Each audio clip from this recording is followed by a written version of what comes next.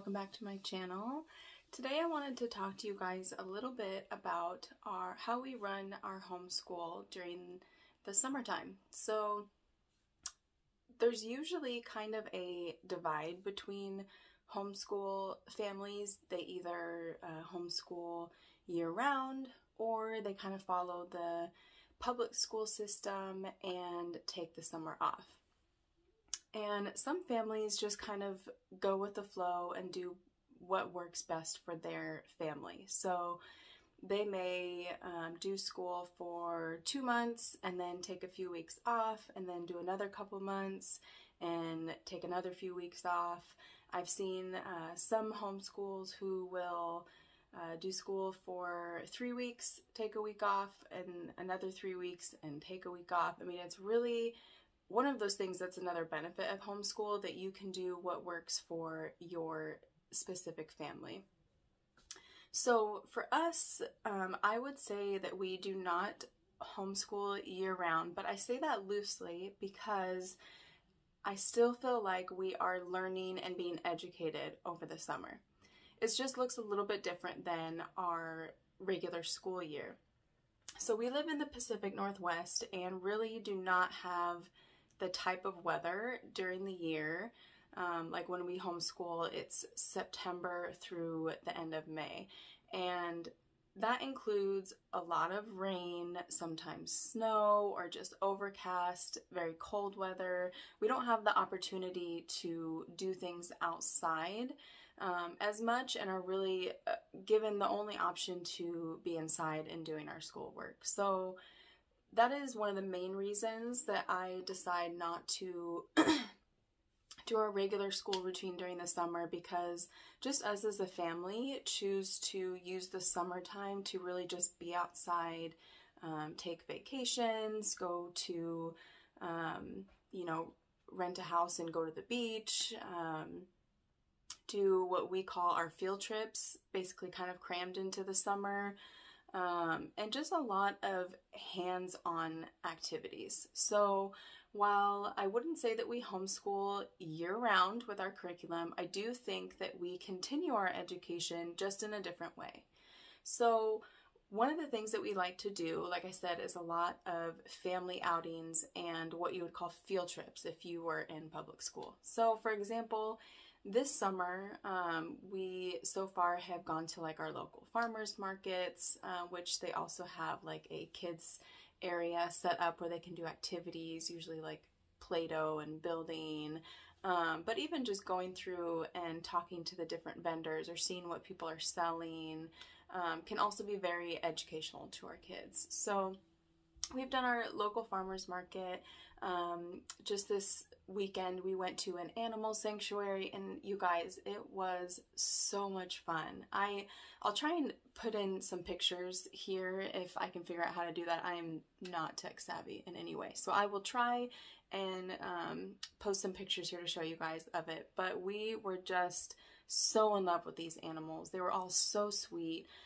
We were able to see horses, donkeys, the sweetest cow, goats, huge adorable pigs. My daughter was able to hold a guinea pig. There were rabbits and chickens and ducks, and we got to feed all of them, even go inside the pens with them and pet them and love on them. And it was so much fun, and it was free. So they basically run their business off donations, and so it was just a great opportunity to go and see these animals one-on-one and interact with them. It was definitely something that we will want to continue to do and do again. So that's one of the things that we've done already. We have tickets to go to the zoo next month, and I'm also hoping to either go to our Children's Science Center or possibly the aquarium as well. So we'll see what happens, but that's a kind of a norm for us over the summer, is to try and find as many activities as possible that we can go out and do and have it also be educational but enjoying for our kids. And then other than that, we do animal habitats. So I'd say probably the last 2, possibly 3 years, we've done the insect lore butterfly habitats, and my kids just love it. But again, it's something that we have to do during the summer because that's really the only time that it's warm here in the Pacific Northwest, and they need it to be a certain temperature outside before the butterflies can be released. So my daughter has loved doing that every year. We release the butterflies into our garden, and it's just been so much fun.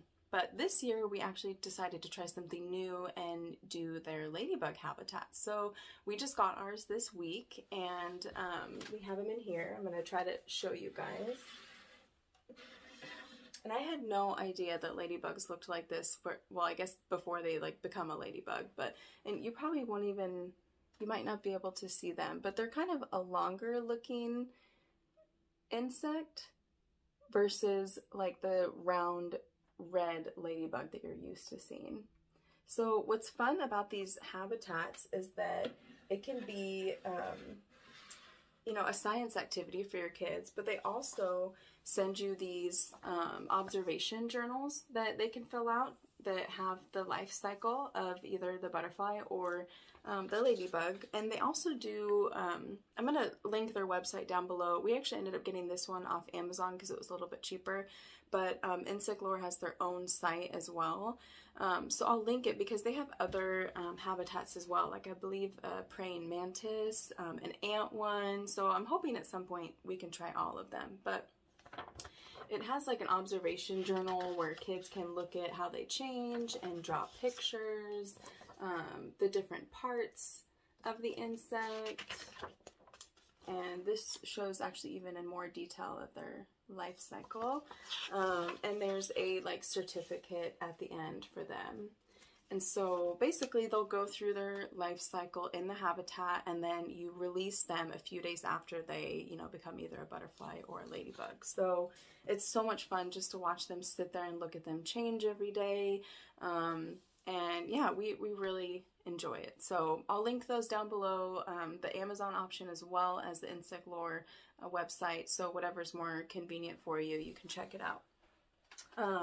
And then we also do subscription boxes. So this is year round, but we also do it, you know, during the summer as another option for an educational activity. So we use two different subscription boxes. We have the Kiwi crate as well as the knowledge crates. So the Kiwi crate is a like monthly subscription that we get.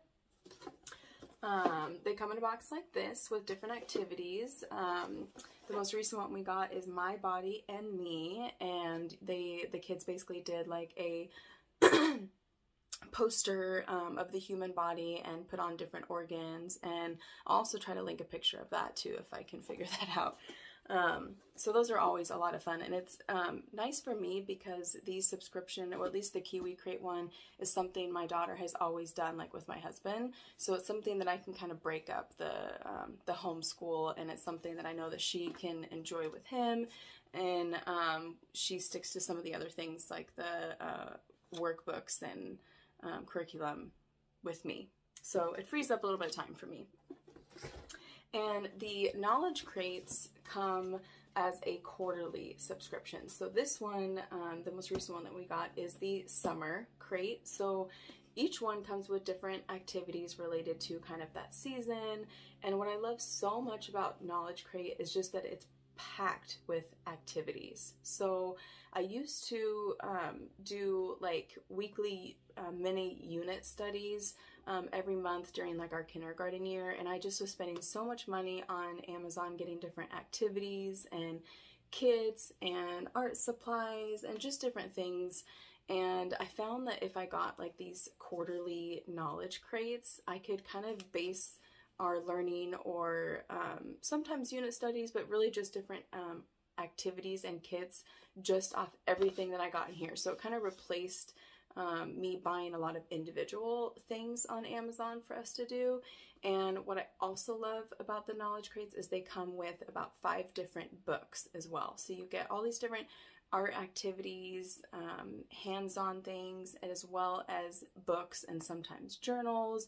And it's just become one of my favorite subscriptions. So if you guys are ever interested in seeing like a you know, box opening reveal of these when I get them, let me know in the comments and I can definitely do that. I have no affiliation or like coupon codes or anything for them, but I do love them and definitely recommend them if you were to get a subscription box for your kids. So I'm happy to do a box opening if that's something you guys would be interested in seeing. Okay.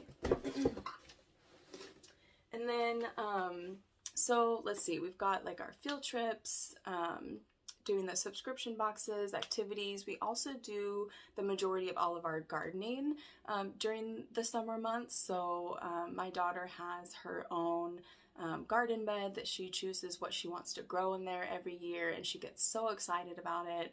It's also kind of our main strawberry bed, so it's like every time we go out to the garden, she wants to check to see if we have more strawberries, and she gets really excited about it. And she's been, my oldest daughter Bella, she has been gardening with me probably for 2 or 3 years now, as long as she can probably remember, and she's learned so much just being out there with me. She knows like the life cycle of a seed, that we have to plant it, that it needs sun and water to grow, and that as it grows and it starts to die, it leaves more seeds. And she's just really gotten a lot of enjoyment out of it. And I think because we have done certain things like the butterfly habitats, we've also done like insect unit studies. She's kind of incorporated all of that into being able to see that like happen in the garden and see it hands-on. And you know, it's really important to just us as a family that our kids know how to grow their own food. It's just to us one of those like life skills that's really important. And so we spend a lot of our time in the garden, and I see it as, you know, a health opportunity, PE, science. I mean, you could really incorporate it into so many different areas of your homeschool. So that's a big part of our summer as well.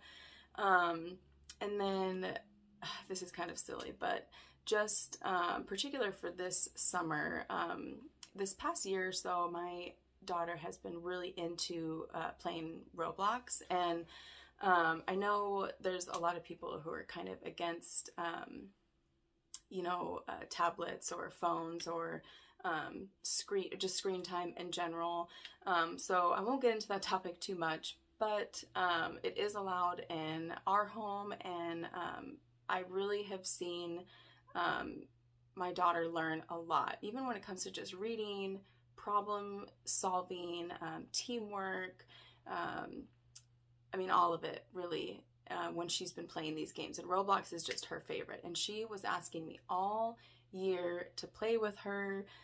Mom, please play with me. And I just really didn't have the time during the school year. And so it was one of the things that I promised her over the summer, that I would learn how to play and I would play with her. So that's also another activity that we've been doing a lot. And it's actually been a lot of fun. I mean, I can't really remember the last time we've really played like video games together.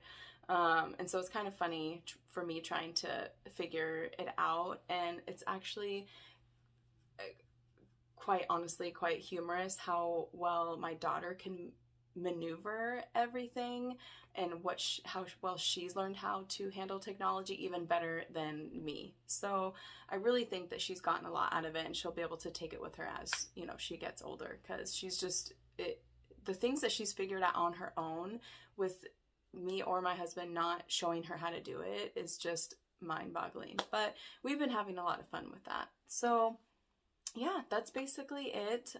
We will start our regular school year back with our curriculum again on September 1st, but right now we are just having fun, enjoying the warm weather and being outside together, doing family activities, and it's a very, very sweet time that I enjoy a lot over the summer. And even if we didn't have like all the activities and things planned that we do over the summers, I really think just, you know, specifically again for our family, because I know every family's different, we really need that break from the curriculum once we get to the summertime. It's just, you know, we do it every day, and so by the time we get to the summer, we both just need that break. And another thing that I don't think I mentioned earlier is that during our school year, we do not take like a whole week off for Christmas or a whole week off for Thanksgiving. We don't do like a big spring break. We basically just continue on our regular schedule except for maybe the day of. And that reasoning just being is we're already all home together anyways. So I just like to stick to our routine and do our homeschool Monday through Friday. And then if something comes up during the school year where we end up wanting to take a vacation or a long weekend, or, you know, one of us gets sick, those are the times that I choose to take more time off. So because we are doing so much school during the year, we just really take advantage of a full summer without the day-to-day curriculum. So that's what works for us so far.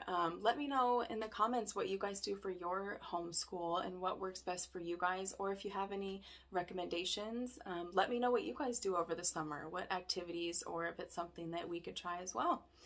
Thanks again for hanging out with me, you guys. I hope you got something out of this, and I will link what I can down below. Talk to you next time.